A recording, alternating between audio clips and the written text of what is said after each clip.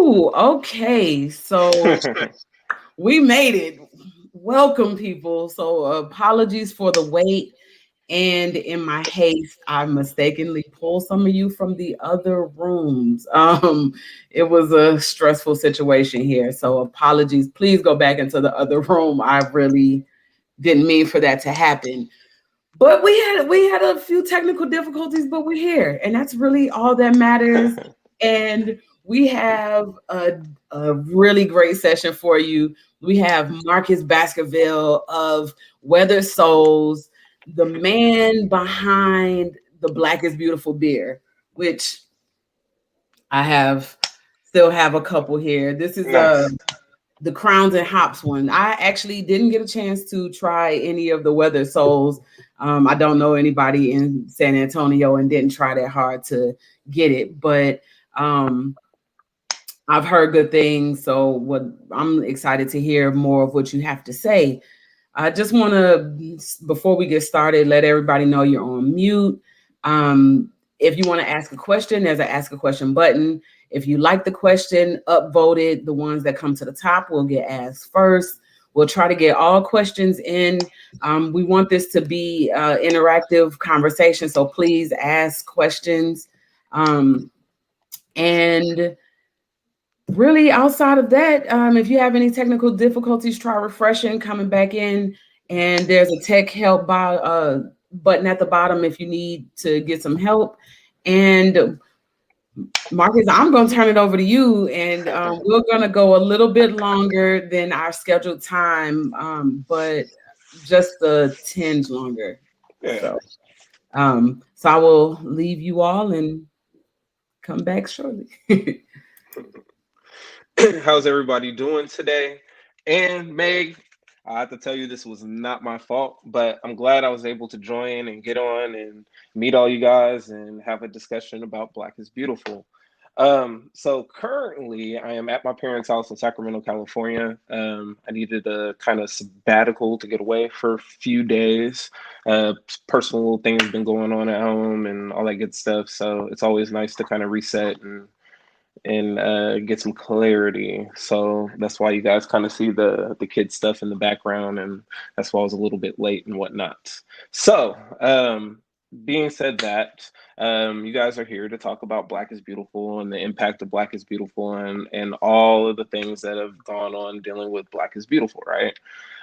So kind of guys, to give you guys a background, which I'm sure many of you guys have heard this kind of story about how it transpired and how it's happened, but pretty much we're almost to a year now, right? Yeah, next month will be May. That'll be a year. So the last week of May, I was on my way to Dallas to do a collaboration with Turning Point. Upon that ride, I was listening to The Breakfast Club, if any of you guys are familiar with that radio show. That is a daily radio show. But in the course of that, they ended up having a discussion with Breonna Taylor's mom. She kind of went through the recourse of her finding out how her daughter was murdered. That conversation literally brought me to tears, just hearing that woman's story and just thinking about the fact that I have two young daughters myself, or even being a young Black man and the situations that are occurring with the police lately. So it was something to dwell on, definitely, for that 4.5 hour ride to Turning Point.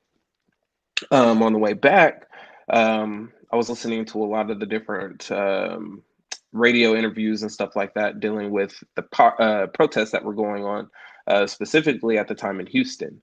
Um, Now, for those that know me, know that I'm not that much of a social butterfly. I'm more of the like introverted spectrum, where I tend to stick to myself. You know, have general conversations with people that I'm close to and stuff like that, and kind of leave it at that.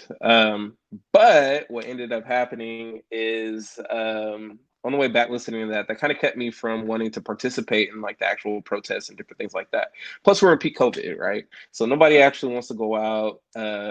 At that point, everybody was kind of still scared of the virus, and I really didn't want to go out. So I had to think of another way to give back, another way to give to my community, another way to give to the Black community. We look at the point that we're at in history, and we're at such a prolific point in the way that things are going. And I didn't want to leave things by the wayside. I didn't want my kids to look 10, 15 years from now at this point, and what was daddy doing in 2020? Oh, he was making beer. Oh, what was he doing during the time of, all the things going on, dealing with justice, the injustice of African Americans and other people of color? Oh, he was just making beer. So being said that, I definitely wanted to give back, wanted to do something that was going to make a mark for myself, for my family, and for the brewery. So originally, what I wanted to do was go ahead and do like a standalone release. I was going to release Black is Beautiful within the brewery itself, do a couple of releases, and then donate some of the money locally. But at the course of that weekend, I was actually having a discussion with Jeffrey Stuffings, a Jester King, if anybody is familiar with him.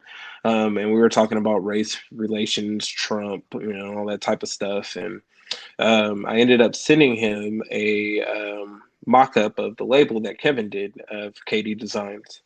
And it's funny how Kevin came up with the label, on a side note, because I literally told Kevin what I wanted to do. And besides the overall Black is Beautiful and wanting to implement colors of all of the dark variations of black and brown, I just basically told him, Kevin, I want to see how woke you are. Let's see how you do. So anyways, I sent Jeff the mock-up of the label, and Jeff was like, "Oh, this is a great idea, but I would understand if you don't want to, but I challenge you to turn this into a collaboration." And I was like, "You know what, Jeff, that's a great idea." So I went, did a little research, was a little really stressed out trying to figure out how I wanted to go about this. We look at the brewing industry and we know that it's predominantly Caucasian. I mean, even my general course of consumers that come into the brewery are middle-aged Caucasian males and middle-aged Caucasian women. I have older white male gentlemen that come in with their Make America Great hats on, and different things like that. Now, can we really say that they're racist over the course of action? Probably not. I mean, considering they're drinking a black man's beer. But at the end of the day, we know that the majority is Caucasian, right? So being said that, it was a process of one, trying not to offend my consumer base, two, not trying to offend the brewing community, and then three, trying to come up with something not to offend the Black community. So basically, I worked on a mission statement for quite some time, sent it off to a bunch of friends in the industry, my brother, a couple of relatives, just to kind of get some feedback, see if it made sense. So everybody was like, man, this is a great idea. You should stick to it. Well, the next day was Sunday. I basically spent the entire day working on the mission statement. From there, kind of went to bed, not satisfied, and got up 2 a.m., 3 o'clock in the morning. Couldn't sleep. So I literally drove to the brewery, locked myself in my office, and worked on what you guys see front to back on the website now. That morning, created the recipe, created exactly what we wanted to do. I think I had everything printed at 11:01, and our meeting was at 11 o'clock. Presented it to my staff and my business partner and was like, this is how I'm feeling. This is what I want to do. And this is what we're going to do. So we posted a video later that day, and the next day we launched the initiative. And for those that aren't familiar or just want a recourse of what it is the Black is Beautiful initiative was originally a course of action for the breweries in the United States. Obviously, I say originally because we've transcended well past that. We've had multiple different countries involve themselves. We even looked at the coolest thing that I've seen so far was that there's a new brewery opening in Rwanda, and it is a woman-owned brewery, and one of the first beers that they were doing was Black is Beautiful. I said, now that is the SHIT right there. Like, that is amazing to see that, This has actually hit certain courses of different people all across the world that is influenced. But what it is a collaborative effort between breweries to create a stout recipe that I created. The stout recipe, so what we're more known for, obviously, is like the super flavored stouts, pastry stouts, barrel aged stouts. That's what we've built our name on. But something that you haven't seen in so long is the American style stout. Those stouts that have the roasted character, has the slight bitterness to it. The medium mouthfeel. And so, one, I didn't want to give up my pastry recipe, but then two, it doesn't hurt to try to revitalize some of the other styles that we haven't seen for so long. And yes, Stacy, that was the name of it right there. And so, pretty much what I tried to do is create an American stout recipe that was very universal. But then originally, I think I told my business partner we might have 200, 250 breweries involve themselves. So even at 200 breweries, you don't want the same beer. So I always thought that it was kind of cool that breweries can go ahead and make their own iteration of it, make some changes to the recipe, add what they wanted to the beer to kind of diversify it, and so we don't end up with 1,200 plus of the same beer. So from there, pretty much what it was creating this recipe and then having these breweries brew this beer. From brewing the beer, from there, what they would go ahead and do is donate 100% of those proceeds from said beer to organizations that support equality, inclusion, police brutality reform. What's interesting actually is originally I didn't ask for 100% of the donations. I asked for a portion. But it was actually a lot of the Caucasian gentlemen in the brewing industry. You had Sam from Other Half. You had Stout Collective. How about what's the other name? I can't think of it off at the top of my head, but they were the ones that actually suggested that we go ahead and do the 100% of proceeds. Reason being is because this was such a prolific initiative and so important to so many people that they thought it was important that all of that money went. And we definitely agreed on that. And there was obviously some other changes that went on at the beginning of the initiative. Like originally we had the quotations around Black. Now, in my mindset, when I created that, that was to actually highlight the word Black, but some people actually took that the wrong way. And so we just went ahead and removed the quotation marks because it wasn't that much of a big deal. So, being said that, within the first 24 hours, we almost had 300 breweries involve themselves. So to see that type of influence, to see that type of involvement right off the gate from so many different breweries is amazing, because I never in my life would have thought that this many breweries would have involved themselves. I never would have thought in my life that this many people would involve themselves within this initiative and that it would mean so much to so many people. So I thank every single one of you guys that have participated, that bought the beer, those homebrewers that have brewed the beer, have shared the stories and different things like that is definitely appreciated because it's kept this movement going. So from here, we've had close to 1,300 breweries involve themselves now. I've had about 335 responses from the breweries as far as us reaching out, trying to get some of the information as far as where some of the donations have gone and different things like that. We're almost at a year at this point, and we want to go ahead and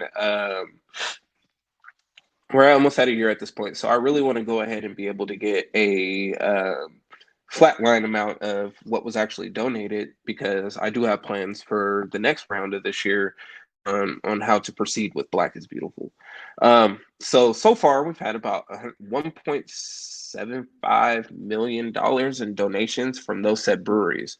So you think about that amount of money that has transpired just between less than 400 breweries. When we actually get the total amount of those 1,200 and something breweries that have involved themselves, these numbers are going to be astronomical. You figure we look at that and the course of actions of looking at the service industry, not even just the beer industry. I mean, we're making history. I mean, Black is Beautiful. You can't ever look at any point in history where we've seen a service industry go ahead, create an initiative, and millions of dollars have been transacted in the support of social justice reform. So everybody in the brewing industry should definitely give themselves a round of applause for the work that they put in into regards to this, because it's great. So we look at all of the media attention that Black is Beautiful has gotten. We've had the Forbes articles, the New York Times articles, and all of these different things that have happened since then. Um, Now, obviously, there's been some negative things that have occurred within the whole Black is Beautiful initiative. Like, you look at the brewery, I won't say any names, but there was a brewery actually locally that didn't do right by the money, and we'll just leave it at that. So, being the individual that I am and how important that this initiative is, typically my response would have been a lot worse. It'd have been like, we won't say any foul language, but it'd have been a lot worse. But because of how important this initiative is, how important and how much it has gotten out into the light of everybody, all of the eyes involved on it, I didn't want it to continually negatively to impact the initiative. So what we went ahead and did was decide to work with said brewery and work with them to get the money into um, the right hands, basically. We did remove them from the initiative, so they're no longer involved. They're no longer on the website or anything like that. But I felt it was important, um, almost like a educational type thing, to go ahead and get them into the right direction as far as who they needed to donate to, why it was important to donate this money, and regardless of their personal feelings of whatever the case may be, they got into this initiative to make change. You donating money to your personal trainer who knew nothing about the money prior to me contacting him is not creating change. So being said that, I'm glad that things did work out in a positive light. Things did work out to create a positive action within that, and it is what it is. Now, that was one brewery out of the almost 1,300, and I'm sure it's going to happen again. But on the other end, um, it's we got to look at the positive when it comes to this type of stuff. And we could have took more action, and in retrospect, took more action as far as keeping more track as far as the donations and the money and different things like that. But in all honesty, I am a very, very, very, very busy brewer. I have two children at home, and I did not want that responsibility of keeping track of everybody's money. Now that I see how big this initiative has gotten, um, I do realize in hindsight that that's something that we should have took action in, and so that's why I'm scrambling to get all this information now, and we'll do a 100% better job going into this year, and redoing what we do with the initiative going forward. But I definitely am extremely satisfied with the way things have gone so far. All the breweries that have created amazing beers. You see some of the old school breweries that have donated and done tons of things. I mean, you look at the brewery like Stone, who's so large at this point, and to donate $50,000+ to the initiative. Or you look at Russian River. I remember I used to wait in line at Russian River for Pliny the Younger and things like that, to see them to participate. There's always like that fanboy type action that I still have as a craft beer fan outside of being a brewer myself. Um, so yeah, I mean, that's pretty much where the course of action of Black is Beautiful is right now. I'm still kind of working on the plans for this coming year. As I said, going into May, this will be the 1 year anniversary. So I definitely want to do a relaunch of Black is Beautiful. I know that some people will be doing some barrel aged versions of it, releasing some barrel aged beer. But what I want to do is obviously revitalize the movement, revitalize the actions behind it, and keep it as fresh as possible. So one of the things that I'm thinking about doing this year is, besides the donations, is that breweries take action to actually collaborate with a local Black business. I think that will create a new aspect within the Black is Beautiful, to where now you're actually making action, right? So you're collaborating with a local Black business, local Black, restaurant, or whatever the case may be, to create this next beer. Um, and so that's what I'm gonna be doing myself. I think I'm gonna be doing a mixed 4-pack this year, and each beer will go ahead and collaborate with a different Black business. Um, my things has always been about action over talking or anything like that. And so for me, I think it's important to start trying to involve what I'm talking about into those actions of Black is Beautiful. And so that's kind of what we're working on for us. And then we'll actually be releasing a barrel aged version, I think, on the anniversary day, which should be fun. But outside of that, does anybody have any questions or anything for me? Because I can always talk about Black is Beautiful at this point for quite some time without interruption.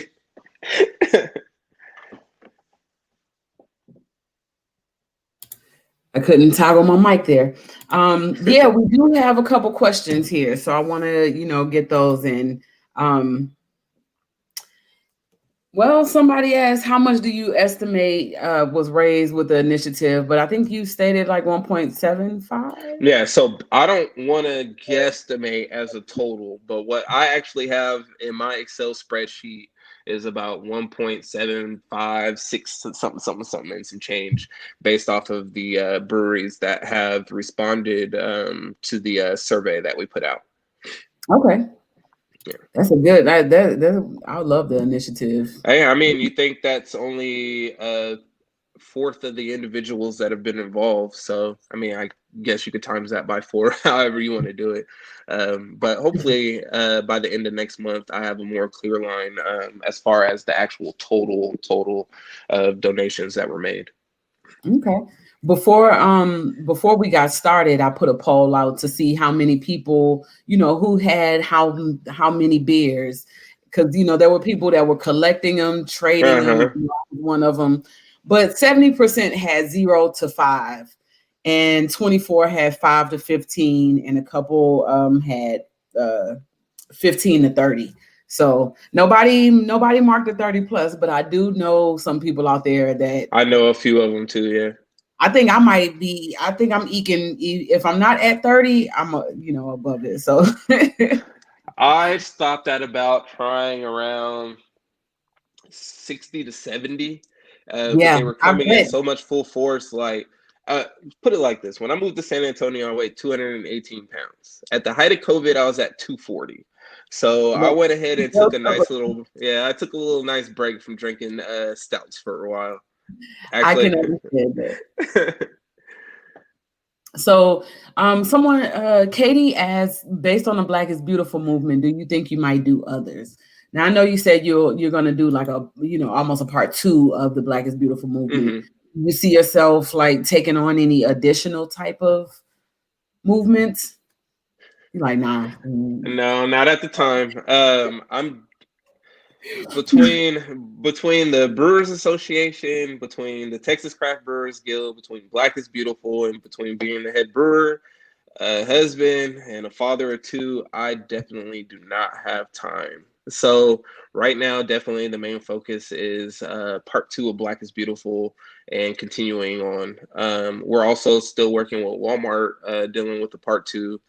They want to make this a continual thing throughout the year or every year. Yeah. So, I mean, look for this to definitely continue to be a huge thing every year. The course of action and the height of Black is Beautiful is just the beginning. I mean, this was something I literally created within 24 hours.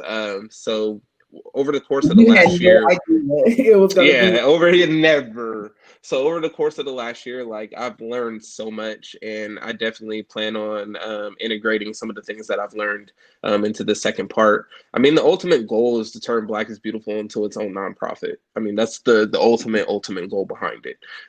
So if that's something that I can do within the next year or 2, that would be amazing. But it's a slow process considering as much work and different things that I have going on in my life. Understandable. Yeah. Okay, so Claudine asked, and I want to know this question too. Other than your version, because of course, yes, your version, right? Are there any other versions that you really enjoyed? Oh, definitely. Let's see. Off the top of my head, I really liked Alchemist version. They did the base recipe and blended it with a small amount of barrel-aged beer. That one was amazing. I really enjoyed it because they created all of the nuances that I was looking for in the original recipe and stepped it up a little bit. Claim Steak in Rancho Cordova, California, they did a really great version of the base recipe, added some coffee to it. I'm a huge coffee stout fan, so that was great. Okay. Some of the more creative aspects I've seen, obviously Side Project, creating that blended version of the different barrel-aged beers and the base beer. I mean, they're one of the best barrel-aged producers in the world, so that beer was great. Um, the Answer did something really creative with theirs, with the gold flakes, and the vanilla, the coffee, the cacao nibs. That was a really interesting take. Let's see. Locally, I really enjoyed Kunstler's version. That was really well done. One just to highlight one of the breweries within Texas. I'll actually be going to Jester King on the 12th of May to rebrew their second version of it. So that should be fun too. But yeah, I mean, I tried so many, I couldn't even. Those are just a few that just topped off the top of my head that actually stood out when I originally tried them. Okay. This is my question. When is that barrel age one dropping now? I'm gonna release the barrel aged version on the anniversary, so May 28th. Okay, May 28th noted. I need to find a friend in San Antonio, and I think a couple other I'm people thinking, here. yeah. I'm thinking of doing this one locally just to kind of support all of the local. I don't know if a lot of people realized what happened with the first one. So, our first release, we oversold by 80 cases of beer just based off of the system that we had was so terrible that there were so many purchases within the first 2 minutes of the release that we ended up overselling by 80 cases. And then even on top of that, everybody pretty much showed up at once. So there was up to literally almost a 3.5 hour wait to even get your beer. The line the news ended up coming because they thought there was a huge accident on the street by the brewery because there was so much traffic backed up for literally miles based off of everybody who was coming to get this beer.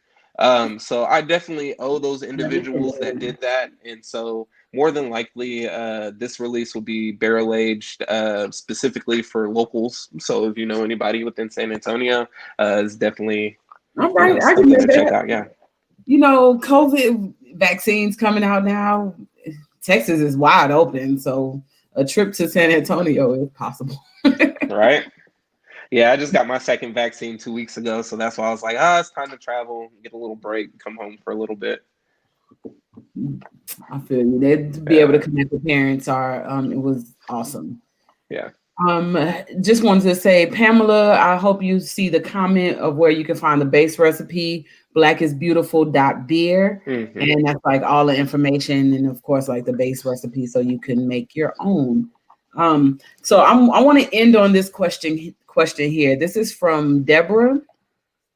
Knowing how well Black is Beautiful has been received, does this give you hope and confidence that the beer community and public consumers are ready to step up with more justice activism projects? Oh, Do you have definitely. any advice for people looking to unite the community and raise funds for beer? I definitely think that this does give hope within the community for sure. I mean, at the end of the day, we look at there's 8,000 plus breweries in the United States. We only had 1,200 participate. So it's definitely within the correct direction of where to go, but we definitely still have a very, very, very, very, very long ways to go as far as creating that inclusion aspect that we all really look for. All I can say is, as far as my advice for that, is to definitely keep speaking, keep talking, voicing your opinion. Going to your local breweries, telling them your opinion. It's also about action, though. So for me, I'm one of those people of action. I see people that complain, complain, complain, or the individuals that always have something to say about another individual and what they're doing, but then you're like, well, what did you do at this time or course of action? And then it's like, well, okay.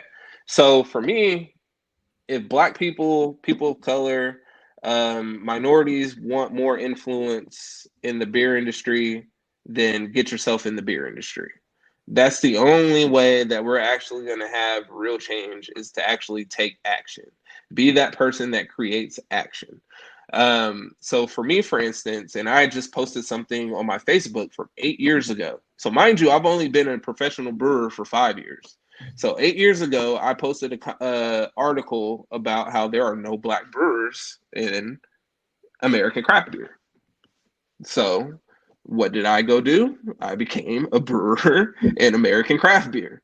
So it's action. That's the only way that we're going to create change. And then on the other end of the spectrum, the only way that we're going to see real change is having those people as leaders, right? We can have all the black bartenders, all the black brewers assistants, cellarmen, different things like that you want. But is that really going to create change? No. Where the change is in the ownership, management, and the creation of beers. That's where all the influences is in the beer industry, is within those three things. So if you guys want to see those changes within the beer industry, get within those three fields. That would definitely be my advice for creating a future of minorities, people of color, and different things like that within the beer industry. I appreciate that advice. That was some really good advice. And I appreciate you coming, and apologies to everybody for all of the, for the delay and getting started here. But we did get it kicked off, and it was a great conversation. And I don't know if I got to introduce myself on the beginning. I was trying to get this thing started.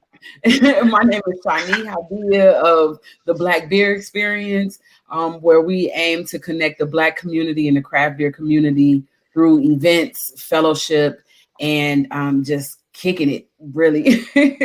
So again, thank you, Marcus, for this session, and thank you for Black is Beautiful Beer. It has sparked conversation, even on my podcast, that we've been able to get people together and have conversation regarding Black people in craft beer. So if nothing else, it has been a conversation starter and something that is very appreciated. And you also got to see who supports Black people, because that's how a lot of Black people saw this beer. Mm-hmm. There are a couple folks that you could skate through because of COVID, because it was a struggle. But at the same time, those who took that effort to step forward and show their support, it definitely gave me some hope. But as you said, we got a long way to go. So again, thank you. And we have a couple more sessions going. I look forward to seeing y'all in some other ones, and y'all be easy. Have a great night. Peace. Or day. Thank you, everybody. Or internationally.